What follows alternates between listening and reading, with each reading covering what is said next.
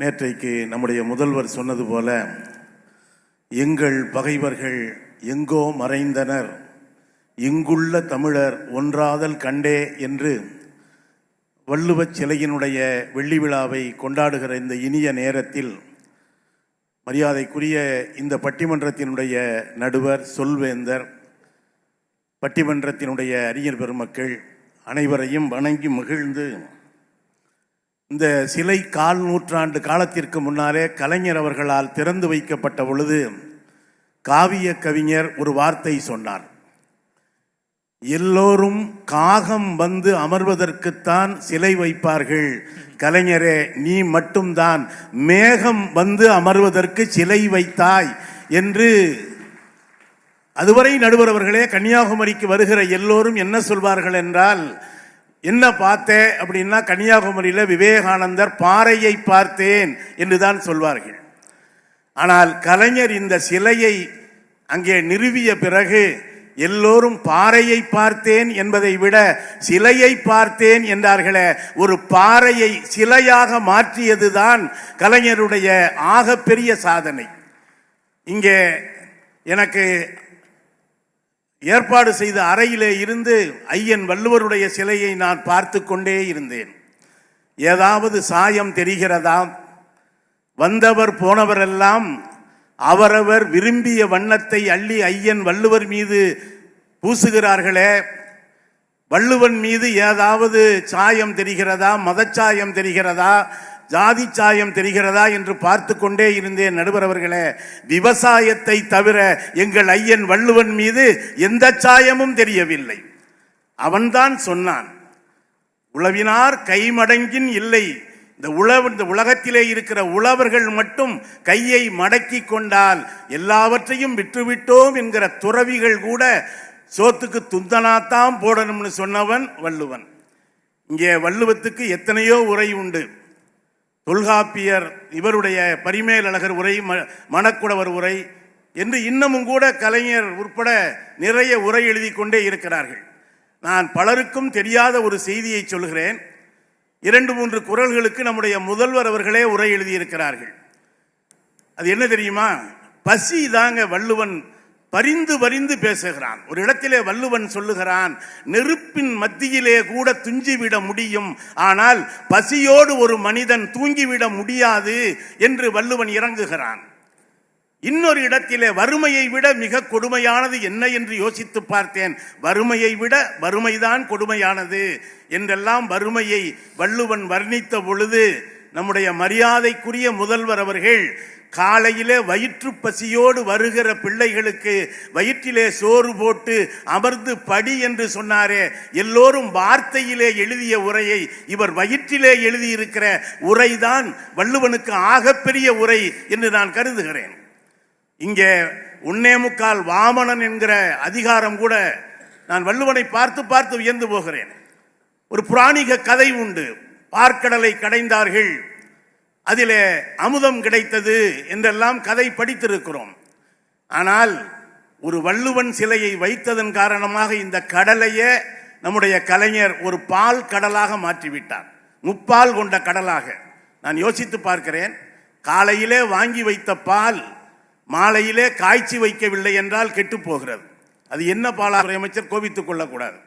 காலையிலே வாங்கி வைத்த பால் மாலையிலே கெட்டு போய் விடுகிறது. ஆனால் ஒரு பால் 2000 ஆண்டுகளாக தானும் கெட்டு போகாமல் தமிழ் சமூகத்தையும் கெட்டு போகாமல் பார்த்து கொண்டிருக்கிறது என்று சொன்னால் அது வள்ளுவப் பெருமான் எழுதியிருக்கிற அந்த முப்பால் தான். நடுவர்களே, நீங்கள் கூட தவத்திரு அடிகளாரிடம் ஒரு கேள்வியை கேட்டதாக சொன்னீர்கள். குடும்ப கட்டுப்பாடை பற்றி வள்ளுவர் சொல்லி இருக்கிறாரா? இன்றைக்கு அடிகளாருடைய இடத்திலே அவருடைய நூற்றாண்டிலே நீங்கள் அமர்ந்திருக்கிறீர்கள். நான் உங்களை பார்த்து அதே கேள்வியை கொஞ்சம் மாற்றி கேட்கிறேன். வள்ளுவர் குடும்ப கட்டுப்பாடை தனி மனிதனுக்கு சொன்னாரா, சமூகத்துக்கு சொன்னாரா? தனி மனிதன் தான் குடும்ப கட்டுப்பாடு செஞ்சு கொஞ்சம் சமூக கட்டுப்பாட்டை குறைக்க முடியுமே தவிர சமூகத்துக்கே கட்டுப்பாடு பண்ண முடியாது. அப்படித்தான் அவசர நிலை காலத்தில் எல்லா இடத்துலையும் சிவப்பு முக்கோணமாக போட்டு வச்சாங்க. தென்னை மரத்தில் கூட சிவப்பு முக்கோணம்.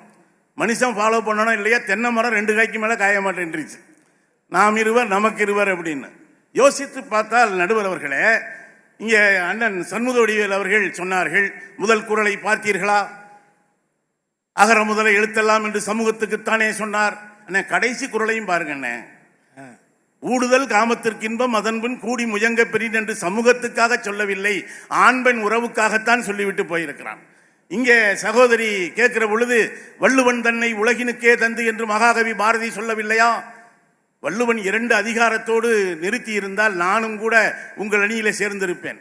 ஆனால் முழுக்க முழுக்க இன்பத்துப்பால் என்பது முழுக்க முழுக்க மனித உறவுகள் சார்ந்தது. இங்கே சொர்க்கம் வீடு என்கிற அதிகாரமே கிடையாதுங்க. அதுவரை சொன்னேன். நான் கேட்கிறேன் இங்க இருக்கிற எல்லாருக்கும், உலகத்தில் எந்த நீதி இலக்கியமாவது பொய் சொல்லுன்னு சொல்லியிருக்காங்க?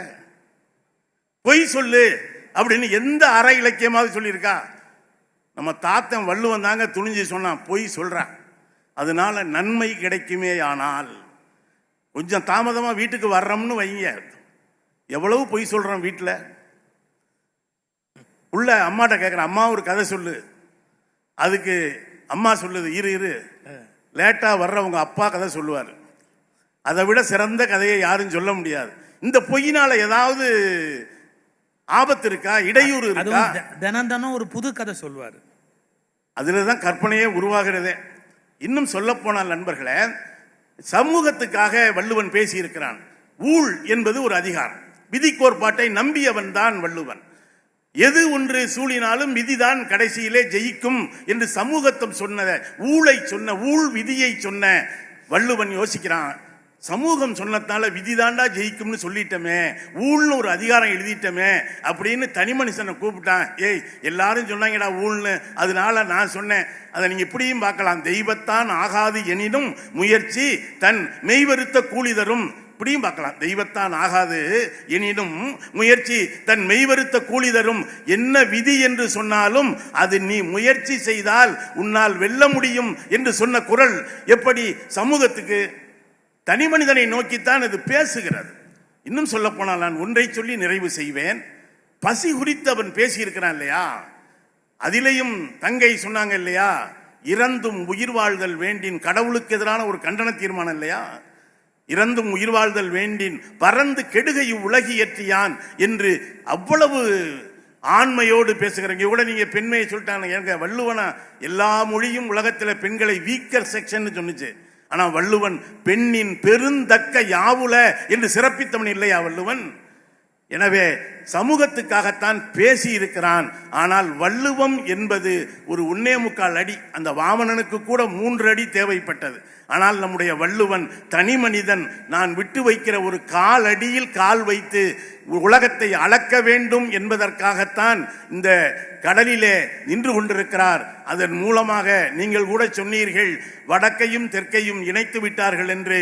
வடக்கினுடைய எல்லை காஷ்மீர், அதை பிரித்து கொண்டிருக்கிறார்கள் மாநிலத்தை யூனியன் பிரதேசமாக. ஆனால் தெற்கு எப்பொழுதுமே இணைத்து கொண்டுதான் இருக்கும் என்பதைத்தான் விவேகானந்தர் பாறையையும் வள்ளுவர் சிலையையும் இணைத்திருப்பதன் மூலம் தெற்கு யாதும் ஊரே யாவரும் கேளீர் என்று எல்லோரையும் இணைப்பதைத்தான் தெற்கு செய்கிறது. உண்மையிலேயே ஒரு 1/4 நூற்றாண்டு காலம் இந்த சிலை நிற்கிறது என்றால் உலகம் முழுவதும் என்கிற ஆழி பேரலை என்கிற சுனாமி எல்லாவற்றையும் அடித்து கொண்டு போனது. ஆனால் இந்த வள்ளுவனுடைய சிலையை மட்டும்தான் படித்து விட்டு போனது என்பதுதான். 6 மாதங்களுக்குள்ளேயே விழுந்து விடுகிற சிலைகளுக்கு மத்தியிலே இன்னும் பல 100 ஆண்டு காலம் இந்த சிலை நிற்கும், திருக்குறளை பேசும் என்று சொல்லி குறள் பெரிதும் பேசுவது தனி மனிதனை நோக்கித்தான். யாகாவாராயினும் நாகாக்க காவாக்கால் சோகாப்பர் சொல்லிழுக்கப்பட்டு என்பதெல்லாம் தனி மனிதர்களுக்காக சொல்லப்பட்டதுதான் என்பதை நீங்கள் உணர்ந்து நல்ல தீர்ப்பை சமூகம் வழங்க வேண்டும் என்று கேட்டு என் வார்த்தையை நிறைவு செய்கிறேன். நன்றி, வணக்கம்.